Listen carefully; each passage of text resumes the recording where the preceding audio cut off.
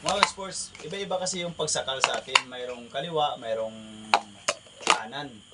Sa kaliwa kasi, madalas natin yan tinuturo dahil kaliwa din tayo. Tulad nito, pag sinakal tayo, sobrang higpit, ganyan. Paano mo ito tanggalin? Kasi sobrang lakas niya, tapos malaki pa siya.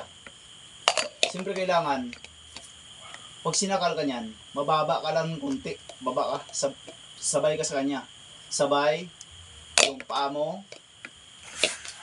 Yan. Buhat mo siya. Pwede mo siya ibagsak o iuntog sa pader. Kaya magandang technique yan. Okay, bilisan natin ha. Tuturo ko. Sakal. Siyempre hindi mo ito matatanggal dahil super higpit, ba? Baba ka lang. Yan, yan. One, sabay. Pa. Yun. Kahit itilapon mo dyan, kahit itapon mo siya, magagawa mo. Pwede mo rin iuntog sa mga pader kung sakaling... Pero pag malaki siya, babagsak lang naman yan basta nakaluhod ka.